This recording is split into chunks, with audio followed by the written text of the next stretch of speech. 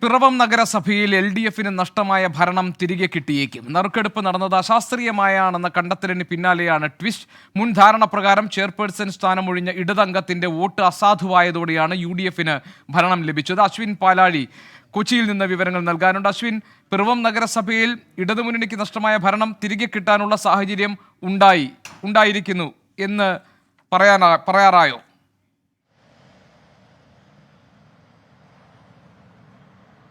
ഏറെക്കുറെ അങ്ങനെ തന്നെ പറയേണ്ടി വരും ഗോപികൃഷ്ണൻ. കാരണം LDF ആണ് പിറവം നഗരസഭ ഭരിച്ചുകൊണ്ടിരുന്നത്. 14, 13 എന്നിങ്ങനെയായിരുന്നു സീറ്റ് നില. അങ്ങനെ ആദ്യ 3 വർഷം CPM-ഉം അതിനുശേഷം 2 വർഷം CPI-യും ഭരണം നടത്തുമെന്നുള്ളതായിരുന്നു LDF-ലെ ധാരണ. ആ ധാരണ പ്രകാരം കഴിഞ്ഞ ദിവസം അവിടെ അധ്യക്ഷ സ്ഥാനത്തേക്കുള്ള തിരഞ്ഞെടുപ്പ് നടന്നപ്പോൾ LDF-ലെ നിലവിലെ അധ്യക്ഷയുടെ വോട്ട് അസാധുവായി. അങ്ങനെയാണ് ഒരു നറുക്കെടുപ്പിലേക്ക് പിറവത്ത് കാര്യങ്ങൾ നീങ്ങിയത്. ഈ നറുക്കെടുപ്പിൽ ഭരണാധികാരി അപ്ലൈ ചെയ്യേണ്ട ഒരു ചട്ടമുണ്ടായിരുന്നു, നഗരസഭാ നിയമങ്ങൾ പ്രകാരം അപ്ലൈ ചെയ്യേണ്ട ഒരു ചട്ടം. ആ ചട്ടത്തിലുണ്ടായ പിഴവാണ് ഇത്തരത്തിൽ LDF-ന് അവിടെ ഭരണം നഷ്ടപ്പെടാനുണ്ടായ ഒരു സാഹചര്യം വന്നത്. അതായത് ഏറ്റവും കൂടുതൽ സമനിലയിലേക്ക് കാര്യങ്ങൾ എത്തിയാൽ ചട്ടം A പ്രകാരമാണ് അവിടെ അധ്യക്ഷയെ തിരഞ്ഞെടുക്കേണ്ടത്. അതായത് ഏറ്റവും കൂടുതൽ അല്ലെങ്കിൽ നറുക്കെടുപ്പിൽ വിജയിക്കുന്ന ആൾ അധ്യക്ഷയാവുക എന്നുള്ളതാണ് അവിടെ നടപ്പാക്കേണ്ടിയിരുന്ന ചട്ടം. പക്ഷേ അവിടെ നടപ്പാക്കിയത് ചട്ടം B ആണ്. അതായത് 2-ലധികം സ്ഥാനാർത്ഥികൾ ഉള്ളപ്പോൾ മാത്രം നടപ്പിലാക്കേണ്ട ഒരു ചട്ടമായിരുന്നു അത്.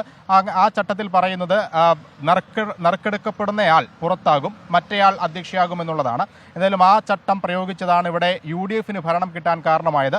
നറുക്കെടുപ്പിൽ ലഭിച്ചത് LDF സ്ഥാനാർത്ഥിയുടെ പേരായിരുന്നു. പക്ഷേ അത് ചട്ടം B അപ്ലൈ ചെയ്തുകൊണ്ട് അയാൾ പുറത്താവുകയും UDF-ന് ഭരണം കിട്ടുകയും ചെയ്തു. എന്തായാലും ഈ സംഭവം നടന്നതിന് പിന്നാലെ LDF ഇതിലെ നിയമവശങ്ങൾ ചൂണ്ടിക്കാണിച്ച് പരാതി നൽകിയിരുന്നു. ആ പരാതിയുടെ അടിസ്ഥാനത്തിൽ നടത്തിയ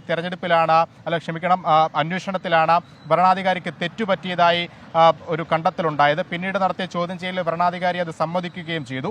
ഇനി എന്തായാലും ഇതുമായി ബന്ധപ്പെട്ട തുടർ നടപടികളിലേക്ക് കാര്യങ്ങൾ നീങ്ങുമ്പോൾ LDF-ലേക്ക് തന്നെ ഭരണം എത്തുന്ന ഒരു സാഹചര്യം ഉണ്ടാകും. അല്ലെങ്കിൽ വീണ്ടും ഒരു നറുക്കെടുപ്പ് എന്നുള്ള രീതിയിലേക്ക് പിറവത്തെ കാര്യങ്ങൾ നീങ്ങുമെന്നുള്ളതാണ് നിലവിൽ അറിയാൻ സാധിക്കുന്നത്. ഗോപികൃഷ്ണൻ.